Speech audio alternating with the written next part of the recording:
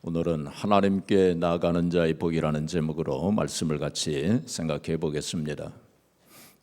옛날 아프리카에는 다이아몬드가 많이 나왔대요. 지금도 아프리카에 다이아몬드가 많이 생산되고 있습니다. 그런데 아프리카 사람들이 이 다이아몬드의 가치를 몰랐기 때문에 서양 문명이 들어가기 전까지는 다이아몬드가 그냥 반짝반짝 빛나는 돌 정도로만 그렇게 생각을 했다는 것입니다. 그래서 아이들이 그걸 가지고 놀았대요. 그때 아프리카에 가야 되는 건데.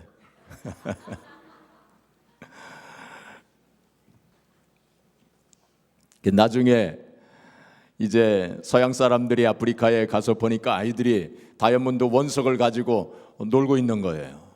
그래서 장난감도 주고 초콜릿도 주고 사탕도 주고 그리고는 그것을 바꾸었다는 것입니다. 우리가 어떤 가치를 모르게 되면 그 귀한 것을 알지를 못하죠. 우리가 신앙생활 하면서 귀중한 거 우리가 깨닫지 못하고 그냥 지나쳐 버리는 경우가 많이 있어요.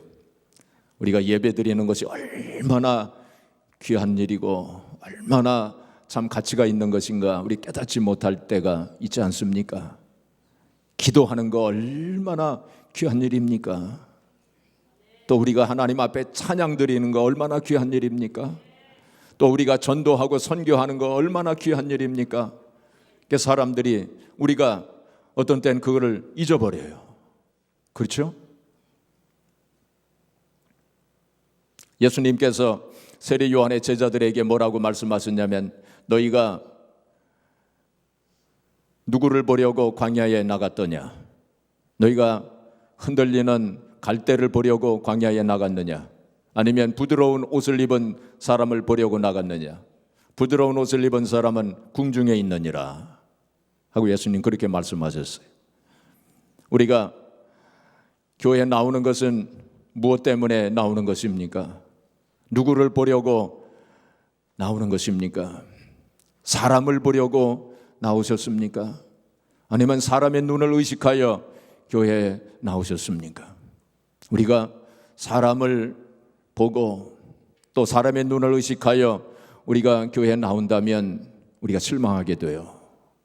왜냐하면 우리 모두가 다 불완전한 인생들이기 때문입니다. 그래서 사람을 보면 우리가 실망하게 돼 있어요. 어떤 교회에서 부흥회를 했는데 부흥회 강사님이 이제 집회 중에 어떤 아이가 울었던 모양이에요. 그래서 그 강사님이 그 엄마에게 아기를 안고 나가라고 그랬었어요. 그래서 이분이 시험에 들었어요. 그래서 교회를 안 나왔다는 것입니다. 또 어떤 사람들은 신앙생활을 하면서 나를 안 알아준다고 또 시험에 드는 분들도 있어요. 또 어떤 분들은 그 교회는 사랑이 없다 그러면서 또 시험에 드는 성도들도 있어요. 물론 우리가 말 조심해야 됩니다. 서로 말 조심해야 돼요. 그리고 서로 사랑을 베풀어야 돼요. 또 성도들 간의 친교도 잘 해야 됩니다. 그러나 사람을 보면 우리는 실망하게 돼 있어요. 한번 생각해 보세요. 어떤 사람이 성자라고 불려지는 사람이 있는데 그 사람 뒤를 그 사람 모르게 열흘간만 쫓아다녀 보세요. 그러면 다 실망하게 돼 있어요. 아무리 성자라고 불려지는 사람이라도 실망하게 돼 있습니다. 그래서 우리는 사람을 보려고 교회에 나와서는 안 돼요. 누구에게 나오는 것입니까? 하나님께 나오는 거예요. 우리는 오늘 본문 말씀은 바로 하나님께 나아가는 자, 하나님께 나아가는 자에게 하나님께서 주시는 은혜와 그리고 기쁨과 즐거움과 축복과 행복에 대해서 오늘 본문은 우리에게 말씀하시고 있는 것입니다. 자, 4절 말씀 우리 같이 보겠습니다. 자, 같이 읽겠습니다. 주께서 택하시고 가까이 오게 하사 주의 뜰에 살게 하신 사람은 복이 있나이다. 우리가 주의 집 곧 주의 성전의 아름다움으로 만족하리이다. 주님께 가까이 오는 자가 복이 있다는 거예요. 주님께 나아오는 자가 복이 있다는 것입니다. 이 복이 있다고 하는 것은 행복하다는 의미도 가지고 있어요. 자, 그렇다면 어떻게 하면 하나님께로 나아올 수 있을까요? 두 가지를 생각해 보겠습니다. 첫째로 예배를 통해서, 뭐를 통해서? 예배를 통해서 하나님께 나아가는 것입니다. 1절 같이 보겠습니다. 하나님이여 찬송이 시온에서 주를 기다리오며 사람이 서원을 주께 이행하리이다. 이게 하나님께서 우리의 찬송을 기다리십니다. 또 우리의 예배를 하나님께서 기다리시는 거예요.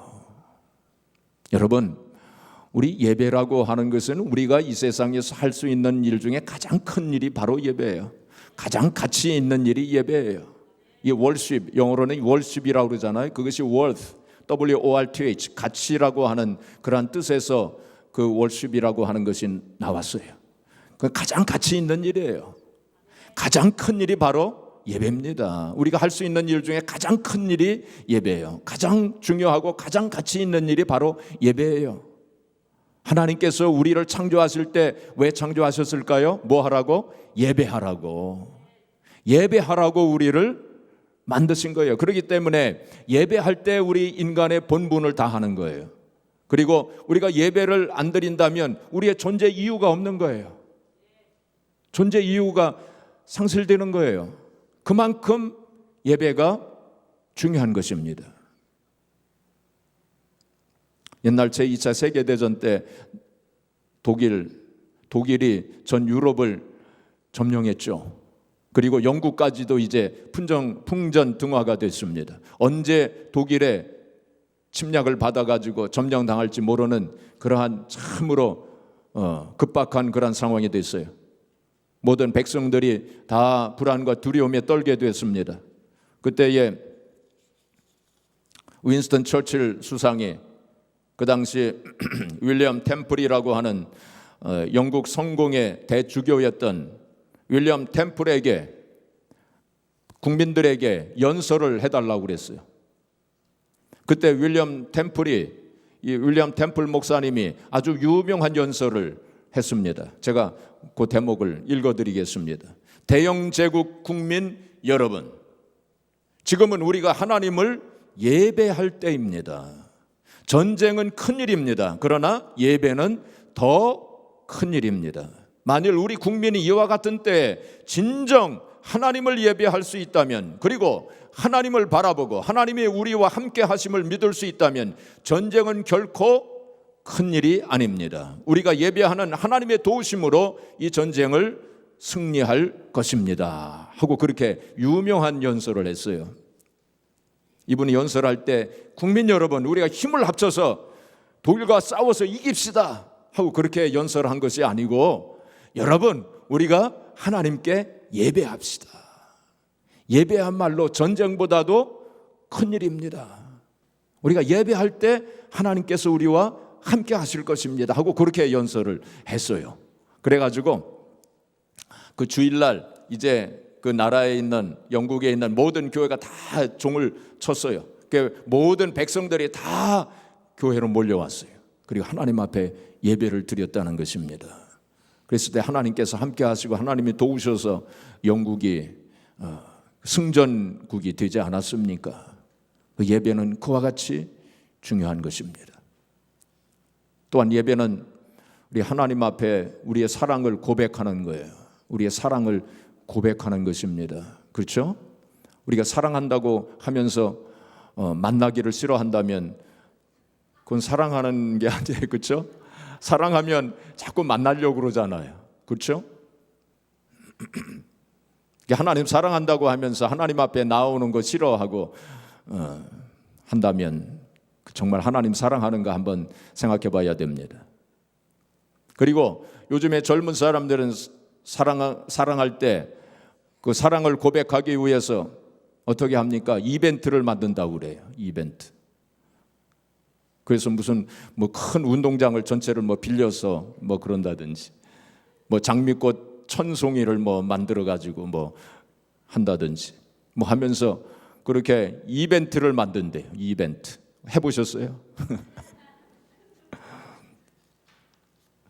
우리가 오늘 이렇게 하나님 앞에 나와서 예배 드리는 거는 지금 하나님 앞에 이벤트를 만들어 드리는 거예요. 우리의 사랑을 고백하기 위해서. 하나님 그 기뻐 받으시는 거예요. 여러분, 지금 우리가 예배 드리면서 하나님 앞에 그 사랑을 고백하시면서 예배를 드리고 계세요? 여러분, 우리가 찬송할 때도 건성으로 그냥 찬송하지 마시고요, 사랑을 고백하면서 또 거기에 감사와 영광이 물론 있어야 되겠죠. 사랑을 고백하면서 하나님 앞에 찬송하는 겁니다. 그렇죠? 또 우리가 기도할 때 대표 기도 우리 조 권사님이 하실 때 어떻게 해야 됩니까? 또 우리도 함께 사랑을 고백하면서 하나님 앞에 기도하는 거예요. 그 다음에 우리가 또 헌금을 드릴 때도 우리의 사랑을 고백하면서 하나님 앞에 헌금을 드리는 것입니다. 또 우리가 말씀을 들을 때도 또 하나님 앞에 사랑을 고백하면서 하나님 말씀을 듣는 거예요. 여러분, 우리가 진정으로 하나님을 사랑한다면 하나님께 나와서 이렇게 사랑을 고백하면서 하나님 앞에 예배 드릴 때 거기에 진정한 기쁨이 있고 거기에 진정한 즐거움이 있고 거기에 진정한 행복이 있다는 것을 우리가 깨닫게 됩니다. 그렇죠? 그래서 시편 84편 10절 우리 같이 또 보겠습니다. 주의 궁정에서의 한 날이 다른 곳에서의 첫날보다 나은즉 악인의 장막에 사는 것보다 내 하나님의 성전 문지기로 있는 것이 좋사오니. 그랬습니다. 그렇죠? 악인의 궁정에 사는 것보다, 왕궁에 사는 것보다 하나님의 성전에 그 문지기로 있는 것이 좋사오니. 그렇죠? 여러분, 세상의 즐거움이라고 하는 거 별거 아닙니다. 세상 사람들은 세상의 즐거움을 쫓아서 그렇게 살지 않습니까? 그래서 세상의 기쁨, 세상의 즐거움 혹은 세상적인 것을 가지고 행복의 재료로 그렇게 삼고 그렇게 살아갑니다. 혹은 돈을 쓰며 좋은 음식 먹고 또 좋은 데 가서 자고 좋은 거 보고 또 명품도 사고 또 하여튼 세상의 권세와 명예를 누리면서 그렇게 사람들이 사는데 그거 별거 아니에요. 세상의 즐거움, 세상의 행복, 그거 별거 아닙니다. 제가 지난번에도 우리 같이 읽어봤지만 잠언서 20장 20절 우리 같이 또 볼까요? 잠언서 27장 20절 같이 읽겠습니다. 스올과 아바도는 만족함이 없고 사람의 눈도 만족함이 없느니라. 이 스올 아바도는 다 지옥을 가리켜요.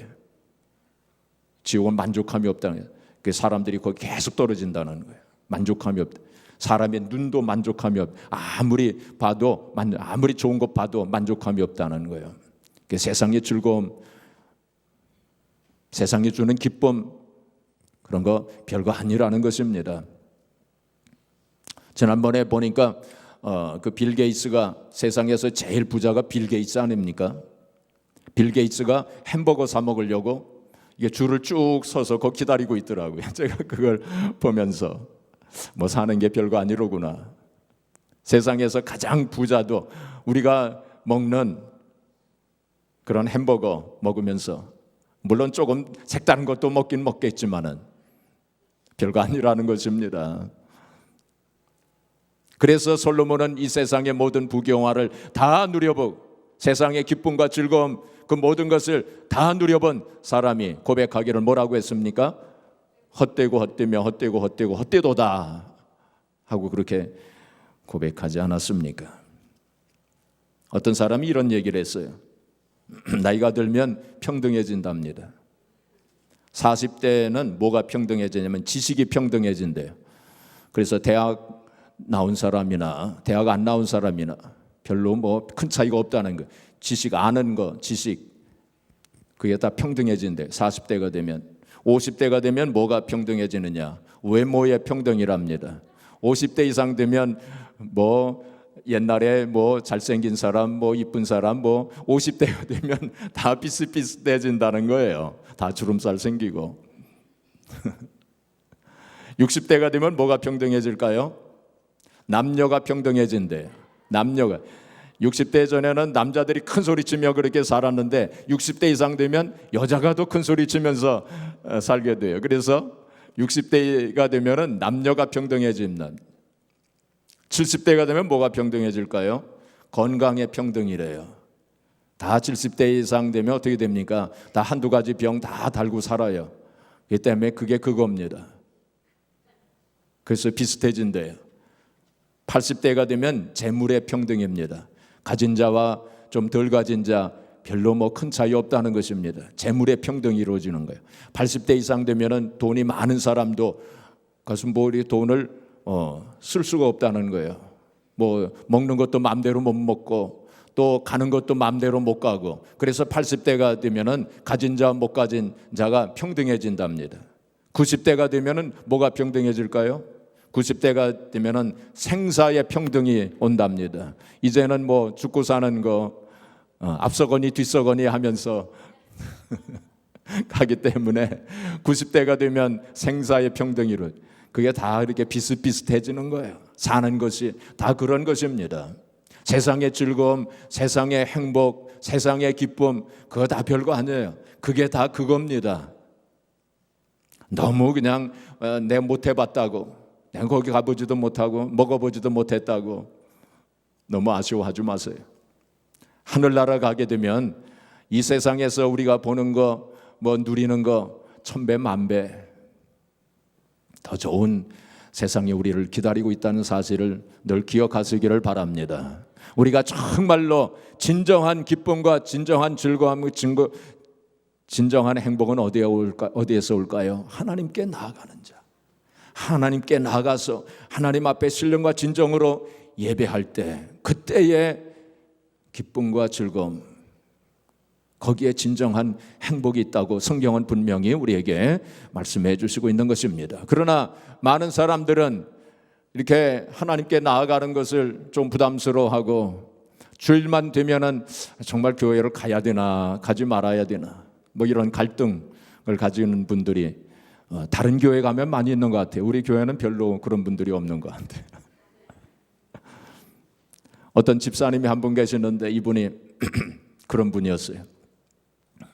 이분은 교회에 가서 예배 드리는 거를 조금 좀 지겹게 생각하는 그런 분이었는데 이분은 주일만 되면 이 핑계 저 핑계 대면서 어떻게 해서라도 교회를 좀 안 가려고 궁리를 하는 그런 분이었어요. 그날도 주일이었는데 아내가 이제 교회를 가려고 이렇게 준비를 하고 있는데 이 남편이 그 아내에게 그렇게 이야기합니다. 여보, 오늘은 당신이 우리 집을 대표해서 교회를 가시오.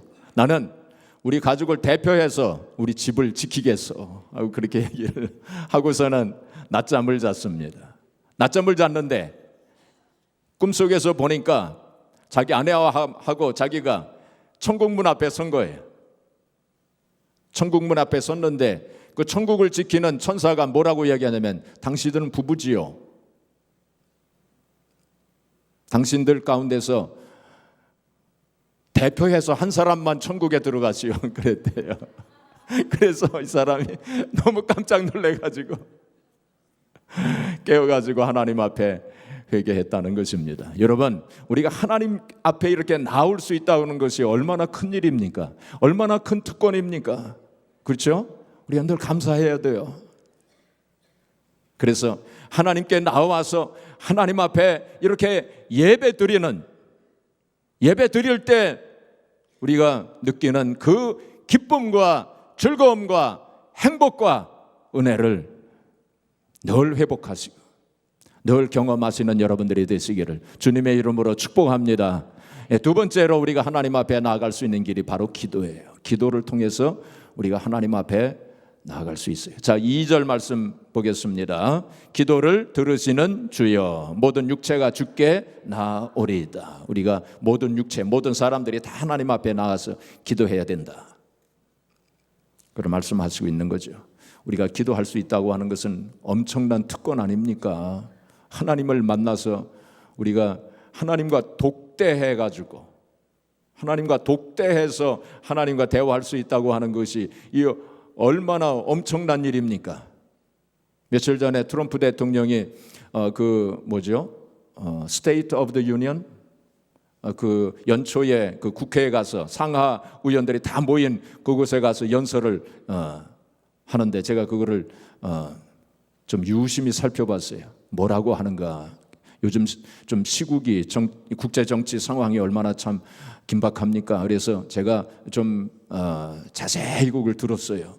근데 이 트럼프 대통령이 이제 국회의사당에 들어갈 때도 그렇고, 이제 다 끝나고 나서 나올 때도 보니까 뭐 그 국회의원들이, 상하의원 국회의원들이 너도 나도 그냥 악수 한번 하려고 참 몰려오더라고요. 어떤 사람은 또 사진까지 막 이렇게 찍고, 또 같이 좀 사진을 좀 찍기 위해서 또 몰려들고, 어떤 사람은 그 와중에 또 종이 이렇게 가지고 와서 거기 펜하고 가지고 와서 사인 좀 해달라고 해서 그렇게 하더라고요. 트럼프 대통령도 그런데, 하물며 트럼프 대통령보다 1000배 만배 더 귀하시고 더 존귀하신 하나님께서 얘야 좀 나와 독대하자, 우리 1시간만 독대하자. 이거 얼마나 엄청난 일입니까? 그런데 하나님께서 그렇게 초청을 하셔도 제가 좀 바쁜 일이 있어서 안 되겠습니다. 그 초청을 거절하시는 분들이 많아요. 얼마나 어리석은 것입니까? 그러니까 기도한다고 하는 것은 그와 같이 너무나도 엄청난 일입니다. 또한 기도한다고 하는 것은 이제는 내 문제를 다 하나님 앞에 맡기는 거 아닙니까? 그렇죠? 히스기야 왕이 큰 문제에 봉착하게 됐어요. 그 아수르 군대, 그 당시 아수르는 그 중동 지역에서 그 당시 최고의 나라였습니다. 아수르 군대가 수많은 군사들을 이끌고 이스라엘을, 유다를 지금 공격하려고 하지 않습니까? 선전포고를 했어요. 그 아수르 왕의 그 사네립이라고 하는 왕이 그 하나님을 모독하는 편지를 써가지고 선전포고를 해왔어요. 히스기야 왕이 그 편지를 가지고, 사네립 왕이 쓴 그 편지를 가지고 이제 하나님 앞에 나아갑니다. 그리고는 하나님 앞에 펼쳐놓고서는 하나님 앞에 기도합니다. 하나님, 이렇게 사네립이 하나님을 모독하는 편지를 보내왔습니다. 하나님, 어떻게 좀 해주세요. 내 힘과 내 능력으로는, 우리의 힘과 능력으로는 이 아수르 군대를 어찌할 수가 없사오니 하나님 어떻게 좀 해주세요 하면서 간절하게 기도하지 않습니까? 지금까지는 그것이 히스기야의, 이스라엘 백성들의 문제였지만은, 그렇게 하나님 앞에 기도했을 때 이제는 누구의 문제가 됩니까? 하나님의 문제가 되는 거예요. 하나님 맡으셔서 하나님 문제가 되는 거예요. 우리 기도는 그와 같은 능력이 있어요. 그래서 내 문제, 내 근심, 걱정, 염려 그거 가지고 끙끙대지 마시고요, 하나님 앞에 맡기세요. 그럼 하나님께서 맡아주신다고 하나님께서 약속하셨습니다. 또한 우리 기도에는 제가 늘 말씀을 드리지만 간절함이 있어야 돼요. 뭐가 있어야 돼요? 간절함이 있어야 돼요. 예수님께서 기도를 가르치실 때 늘 간절함에 대해서 말씀하셨어요. 떡 3덩이를 빌리는 사람에 대해서 그 비유적으로 말씀을 드리면서, 말씀을 하시면서 기도에 관해서 말씀을 하시지 않았습니까? 거기에 바로 그 핵심 요소가 뭡니까? 간절함이에요. 문을 열 때까지 문을 두드렸다고 그러잖아요. 또 불의한 재판관과 과부의 비유를 들어서 기도를 가르치실 때에도 그 핵심적인 요소는 뭡니까? 간절함이에요. 그래서 예수님께서 기도를 가르치실 때마다 꼭 들어가는 요소가 바로 간절함이에요. 간절함이 빠지면 그건 기도가 아닙니다. 그건 그냥 독백이에요. 그건 신세 타령이에요. 그래서 기도할 때마다 꼭 거기에 간절함이 있어야 한다는 사실을 꼭 기억하시기를 바랍니다. 바디메오가 소경이었는데 이 사람이 길가에 앉아서 구걸하고 있는 그런 상황이었는데 예수님께서 지나가신다고 하는 소리를 듣고서는 이 바디메오가 뭐라고 했었습니까? 다윗의 자손 예수여 나를 불쌍히 여겨 주시옵소서 하고 그렇게 기도하지 않습니까? 그 기도였습니다. 그때 옆에 있었던 사람들이 가만히 있으라고 조용히 하라고 그렇게 책망을 했지만은 바디메오는 더 큰 목소리로 다윗의 자손 예수여 나를 불쌍히 여겨 주시옵소서 하고서 소리치지 않습니까? 그때 예수님께서도 가시던 발걸음을 멈추시고 바디메오를 쳐다보셨어요. 여러분, 우리가 그런 마음으로 기도해야 돼요. 우리가 지금도 하나님 앞에 그러한 믿음과 간절함을 가지고 기도할 때 하나님께서 우리를 돌아보십니다. 주님께서 우리를 돌아보셔요. 이 세상에 수많은 사람들이 다 많은 사람들이 기도하죠. 그 가운데서 가장 간절하게 기도하는 사람이 누군가? 하나님 그 찾으세요. 우리가 그런 마음으로 기도해야 돼요. 기도에는 5가지 요소가 들어가야 되죠. 제가 여러 번 말씀을 드렸지만 기도에는 5가지 요소가 들어가야 돼요. 찬양과 감사가 들어가야 되죠. 그 다음에 회개가 들어가야 돼요. 그 다음에 뭘까요? 이 가로 속에 뭐가 들어갈까요?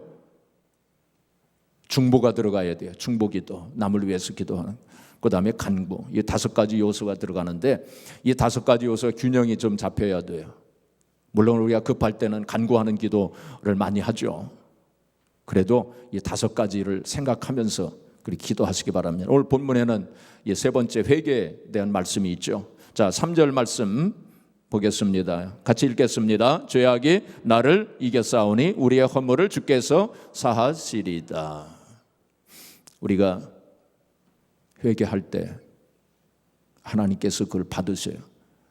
회개하는 거 기뻐하십니다. 우리 회개하는 건 고백하는 거, 우리의 죄를 고백하는 거예요. 요한일서 1장 9절 같이 읽겠습니다. 만일 우리가 우리의 죄를 자백하면 그는 미쁘시고 의로우사 우리 죄를 사하시며 우리를 모든 불의에서 깨끗하게 하실 것이요.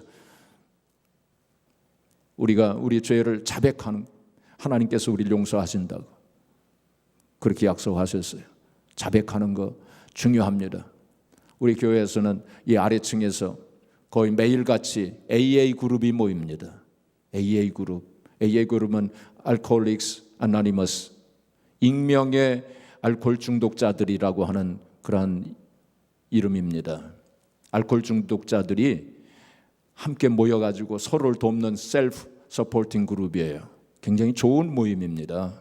이 미국의 알코올 중독자들이 굉장히 많아요. 이 사람들이 모여가지고 여기에 모이는 알코올 중독자들은 그래도 소망이 있는 사람들이에요. 그걸 좀 고쳐보려고 함께 모여가지고 서로 격려해주고 서로 도와주고 그래서 알코올 중독으로부터 벗어나려고 애를 쓰는 사람들입니다. 거의 매일같이 아래층에서 모이고 있어요. 우리가 그 사람들을 돕는 마음으로 그래서 이제 시간과 장소를 그 사람들에게 제공하는 것입니다. 물론 도네이션을 조금 받긴 하지만 그 사람들 우리가 좋은 일을 하는 거예요. 그래서 여러분들이 그 사람들을 만나시게 되면 친절하게 대해 주세요. 인사도 이렇게 잘 하시고요.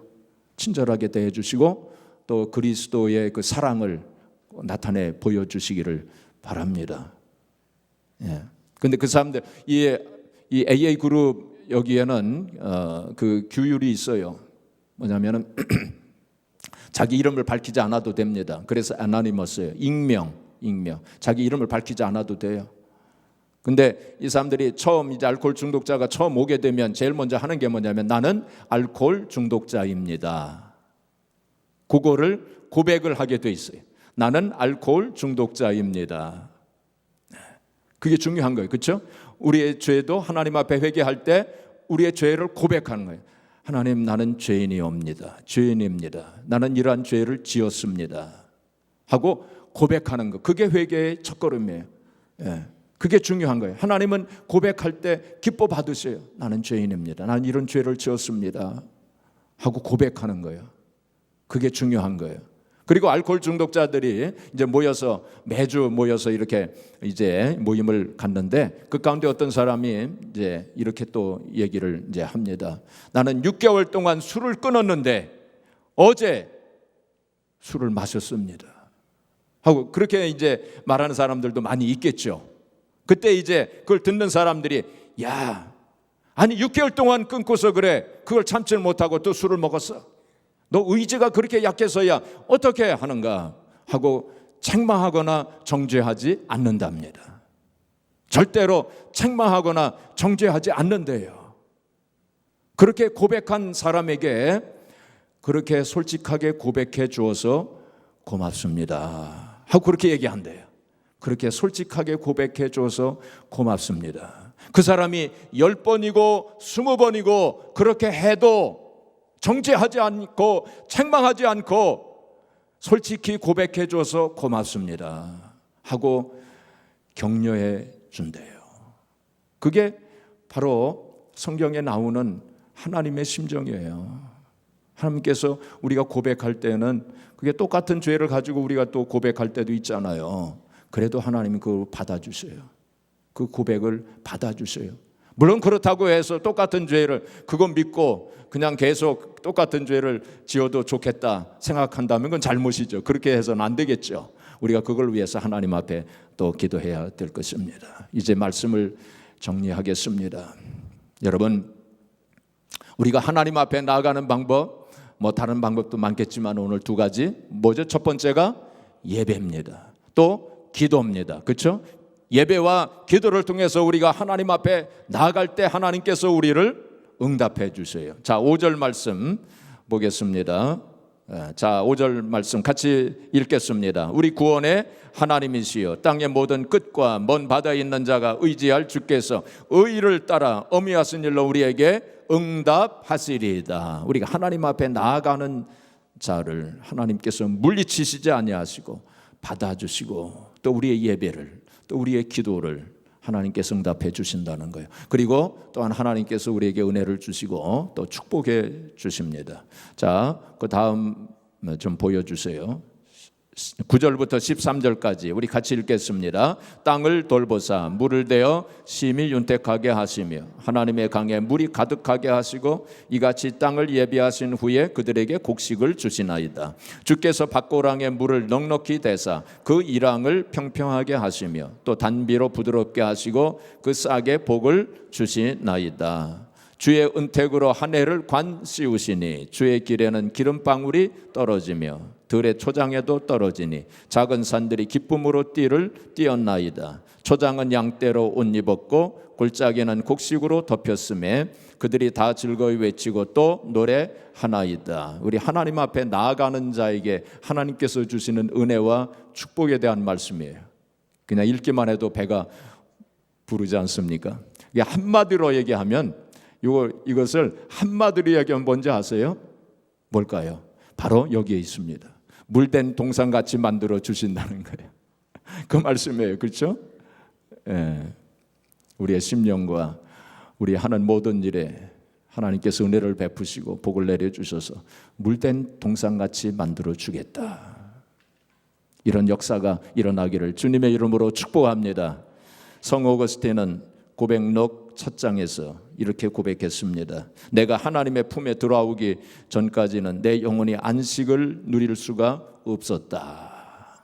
이 성 오거스틴의 고백은 그 사람 한 사람만의 고백이 아니라 인류 전체를 대변한 그러한 고백이라고 할 수 있습니다. 하나님께서 우리를 그렇게 만드셨어요. 그렇게 창조하셨어요. 하나님 앞에 나아올 때, 하나님의 품 안에 있을 때 평강을 누리도록, 안식을 누리도록 하나님께서 그렇게 우리를 만드신 것입니다. 여러분들이 심령 속에 정말 하나님께 나아가고자 하는, 하나님 앞에 나아오고자 하는 그러한 간절함이 있어요?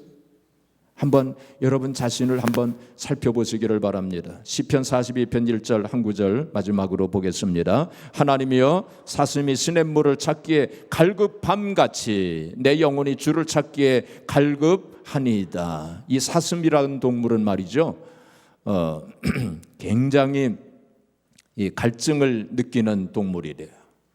그래가지고 이 사슴이 갈증을 느낄 때는 이제 시냇물을 찾아서, 물을 찾아서 가지 않습니까? 그 타는 목마름, 그런 말이 있잖아요. 정말 목이 타는 것처럼 그렇게 목마름을 느낀대요. 갈증을 느낀대요. 그래가지고 이 사슴이 그럴 때는 어떤 일이 있어도 가서 물을 이제 찾아서 가게 되는데, 이 맹수들이, 사자와 호랑이나 무슨 악어 이러한 맹수들이 그걸 노려가지고 사슴이 시냇물을 찾아온다고 하는 그것을 노려가지고 거기 숨어 있대요. 예? 그래도 사슴이 그 타는 목마름을 견디지 못해서 결국에는 그 목숨 걸고 시냇물을 찾아간다는 거예요. 여러분, 그런 목마름이 여러분들의 심령 속에 있으세요? 하나님 앞에 나아가고자 하는 그런 타는 목마름이 여러분들의 심령 속에 있으세요?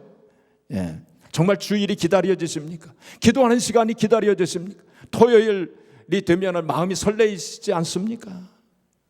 여러분, 그 간절함, 그러한 타는 목마름이 있다면 여러분은 복 있는 분들이에요. 그러나 그렇지 않다면 한번 자신의 그 신앙생활을, 자신의 심령을 되돌아보면서 회개하시기 바랍니다. 우리에게 그런 간절함, 그런 타는 목마름이 있어야 돼요. 주님께 나아가고자, 하나님께 나아가고자 하는 그런 타는 목마른 그 간절함을 가지시고, 하나님께 나아오실 때마다 하나님께서 허락하시는 그 신령한 은혜와 기쁨과 감격과 그리고 행복과 즐거움을 맛보시고, 또 하나님께서 허락하시는 응답과 복을 또 받아 누리는 저희 여러분, 그래서 하나님 앞에 영광을 돌리시고 또 하나님의 영광에 들어가는 저와 여러분들이 되어지기를 주님의 이름으로 축복합니다.